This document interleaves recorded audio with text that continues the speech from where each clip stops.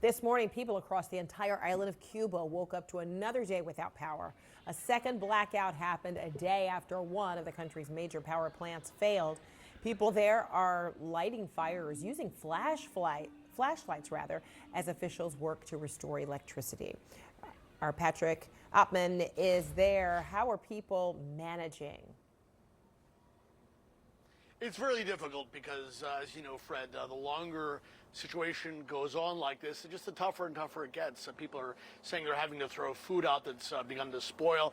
We just drove around the last few hours around Havana. We saw really long bread lines, people upset because not everyone, of course, was able to get bread after waiting for hours. So, this is something that Cubans are used to. It is an island that is all too familiar with shortages, and yet this feels very, very different.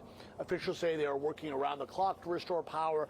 Last night, there were some pockets of the island where power had briefly been restored. They say that they've started restoring power again after, the national system collapsed this morning. So you do have these little pockets of electricity that people have for a couple hours. Maintaining those pockets and expanding it to the rest of the island is going to be very, very difficult because these are power plants that are old, that are not poorly maintained. The Cuban government blames U.S. sanctions for the fact they've not been able to maintain them well for over a decade. So this is a problem that really doesn't catch anyone by surprise.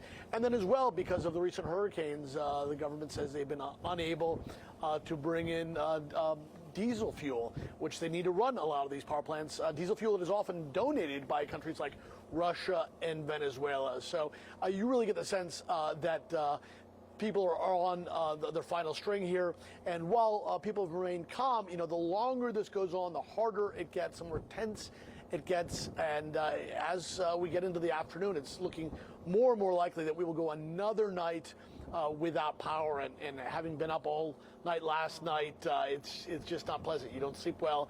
And, I'm paid to do it, so it's okay. But for everyone else here, it's really hitting them quite hard. So hopefully it'll be restored soon. And yet no indications that at this point it will be. Yeah, very miserable and about to be even more so with a day 3 without power there in Cuba. Thank you so much, Patrick Oppman. Appreciate it.